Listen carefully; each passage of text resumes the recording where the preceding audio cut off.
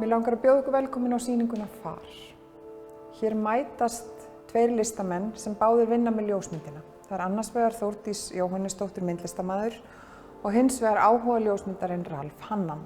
Sýningin kom þannig til, Hafnarborg bauð Þórdísi að halda í myndasafn Þjóðminjasafnsins, Ljósmyndasafn Íslands í Vesturvör og fara þar í gegnum myndasöfn ljósmyndara sem voru starfandi hér miðja síðustu öld. Í þessu myndasafni þá fann hún áhugaverðan einstakling, Ralf Hannan, og valdi verk úr hans myndasafni til þess að eiga í samtali við hennar eigin verk. Nú, þau Þórdís og Ralf, þau eiga margt sameiginlegt sem listamenn. Bæði þá fást þau við sjónarhorn, mun frekar heldur en að þau séu einhvers konar heimildarljósmyndarar. Þau eru að fást við form í verkum sínum og myndir þeirra eru í raun og veru abstrakt verk þar sem ljós og skuggar og form spila saman. Ralf, hann var breskur hermaður og kom hérna með setuliðinu og kynntist íslenskri konu og settist síðan hérna að í kjölfarið og var áhuga ljósmyndari og átti svona sitt blómatímabil á milli 1948 og 1956 og hann myndaði mest síðdegis. Hann hafði mjög gaman að því að horfa á ljósið þegar það var komið svona, þegar sólin var komin aðeins neðar á himininn og hvernig ljósið kom á ská og skuggarnir mynduðust, langir skuggar og virkjaði sem sagt þau form í sínum myndum og við sjáum mjög mikið mynstur í myndum hans. Mynstur sem bæði verða til dæmis í alls konar byggingarstarfsemi og sömuleiðis mynstur sem verða til þegar snjór fellur með ákveðnum hætti á það sem fyrir er. Þórdís, hún aftur á móti semst menntaður myndlistarmaður úr Listaháskóla Íslands en hefur mjög lengi notað ljósmyndina sem sinn helsta miðil og hún hefur svona næmt auga fyrir umhverfi sínu og leitar uppi áhugaverð form og fyrir þann sem að glöggt þekkir íslenska myndlist að þá má til dæmis sjá að hún leitar uppi og notar listaverk annarra listamanna til þess að skapa sínar myndir. Þórdís fékk nokkuð frjálsar hendur við val sitt á myndum Ralfs í Þjóðminjasafni og hún valdi að raða upp í pör, einni mynd frá sér yfirleitt og einni mynd frá honum.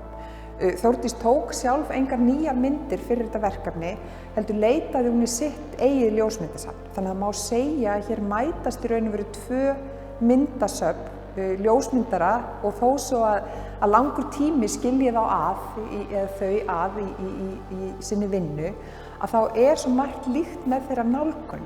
Og sérstaklega áhugavert að sjá til dæmis þessa mynd hér, þar sem Ralf hefur tekið myndir af mótatimbri uppstiltu, uppröðuðu og hvernig skuggarnir falla á það og síðan mynd Þórdísar hér við hliðina þar sem að þeir sem til þekkjast sjá listaverk sem sýnt var í Gerðarsafni fyrir nokkrum árum síðan eftir hennar Ragnheiði Gestsdóttur og síðan gólfið og hvernig þessi tvö form mætast og mynda þarna áhugavert samspil.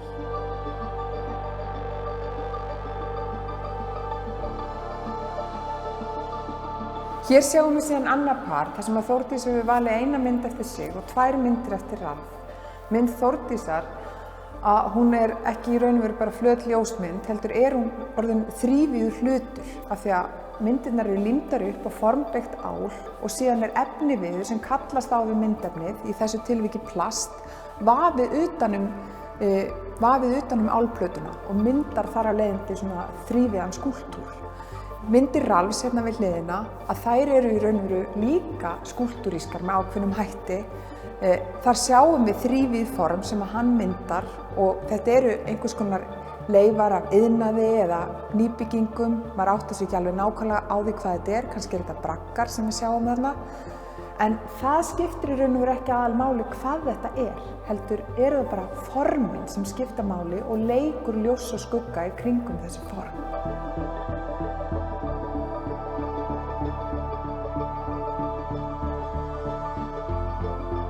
Ljósmyndarar, þeir fást gjarnan við sitt nærumhverfi. Stundum mynda þeir börnin sín eða heimili sitt eða landslagið í kringum sig. Þau Þórdís og Ralf, þau voru kannski ekki að fást við slík verkefni en þau engu að síður leita mjög oft fanga í kringum sig. Ralf var lengi með skrifstofu við Austurvöll og margar mynda hans eru teknar út gluggann á skrifstofunni og hérna sjáum við einmitt slíka mynd sem tekin á sólríkum degi út gluggann og við sjáum hvernig skuggarnir stækka upp formin og við í raun og veru erum kannski ekki að horfa endilega á mannin á reiðhjólinu eða bílinn, heldur erum að horfa á skuggana sem þessi hlutir varpa á götuna við hliðina. Sömuleiðis sjáum við hér mynd sem að Þórdís hefur tekið af listaverki, en mér skjátlast ekki, og hún leikur sér að því að spila þessum formum saman og búa til sitt verk í raun og veru úr því sem að hún rekst á í sínu nærumhverfi.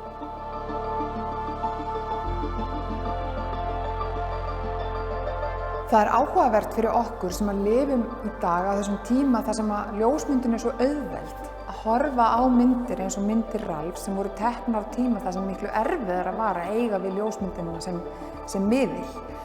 Á þessum stafræna tíma þá áttar maður sig alls ekki á því hver bara kostnaður og erfiðleikastig var við að taka hverja einustu mynd og menn fóru oft mjög sparlega með filmuna. Í dag er hins vegar hægt að taka óendanlega margar myndir og ekkert setur mann í nein höft. Þau eiga sameiginlegt, Þórdís og Ralf, að vanda mjög valið á viðfangsefnum og þó svo að Þórdís búi ekki við þessar svona í raun og veru efnislegu takmarkanir sem að hann bjó við, þar sem hún er að vinna með stafræna tækni, að þá velur hún samt sjónarhorn sín af kostgæfni og þau eiga það sameiginlegt að þau stilla heldur ekki upp fyrir myndir sínar, heldur nota þau það sem þau finna í umhverfi sínu. Ég hvet áhorfendur endilega til þess að sækja sjálfur innblástur í þeirra nálgun og finna í sínu eigin umhverfi áhugaverð sjónarhorn til þess að mynda og jafnvel deila með öðrum.